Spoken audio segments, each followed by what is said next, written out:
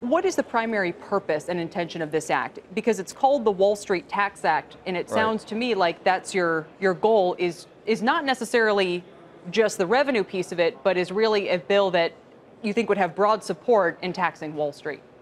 Well, it's aimed primarily at the flash boys, the high-velocity hedge fund traders who trade with algorithms. Think of it this way. Ever try and buy a ticket to a concert? They're all sold out. Bots bought them. That's exactly what these people are doing. They front-run the market. They pay a lot of money to get information about other customers. They front-run the market with supercomputers and algorithms. And if you say that CalPERS is going to buy a huge block of stock, they know about it microseconds or nanoseconds beforehand. They buy it, drive up the price, and then they sell it to CalPERS. So this is something that should be actually illegal, because you're basically working off inside information. You know what trades are coming. The game is fixed. They don't add any value, and they jack up prices, but this and would they really create hurt volatility. CalPERS. Yeah, Congressman, CalPERS would probably end up paying about the most under this. They're, obviously a huge owner of financial assets. That involves a ton of trading all the time. No, they are already paying.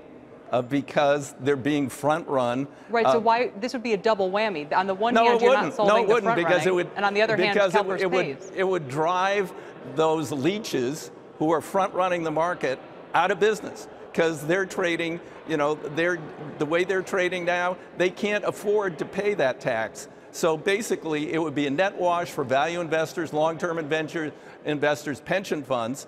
We would get rid of some of the high-velocity hedge fund folks, and we would have calmer markets. But one thing about, so there's two things about this. So on the one hand, people have complained for the last couple of years there's not good liquidity in markets. Obviously, this would make it worse. On the other hand, one of the things by the markets moving quickly is that they efficiently price in new information. So if you take that out of the system, then you could argue the markets will be less efficient. I'm not saying what's happening now with the way they're picking things off is a good thing, but then is there a way to target that activity? As you said, call it insider trading. But Sure. How can you not harm liquidity and end up perhaps taking away the opportunities for more efficient pricing? There are many economists who have looked at this, and they say they do not add liquidity.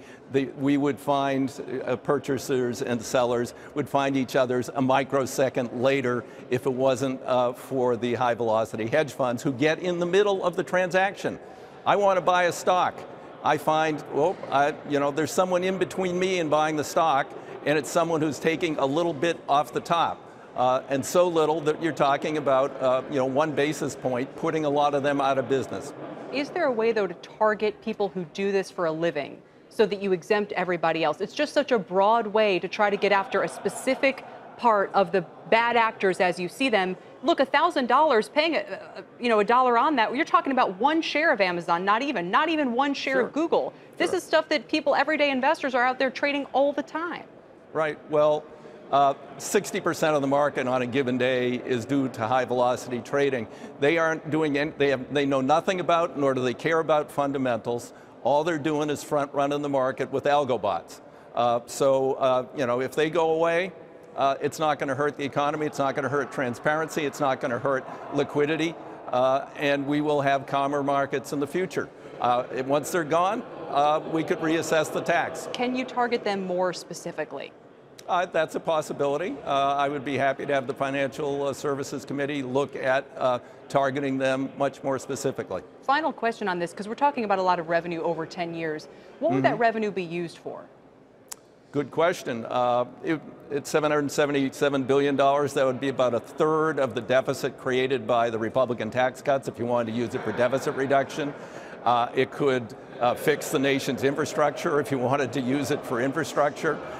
It could, there's a lot of meritorious programs that are underfunded or not funded that we could use it on. But that would be a decision for a majority of the Congress to decide. If we had that revenue, do you want to favor deficit reduction? Do you want to favor investment in infrastructure? Do you want to spend it on education or health care? Okay. There's a lot of needs. Then one more final thing before I let you go. So why not call this the High Frequency Trading Tax Act, or why not call this the Flash Boys Crackdown Act? I mean, the Wall Street, in a way, has nothing to do with what you're describing. Right.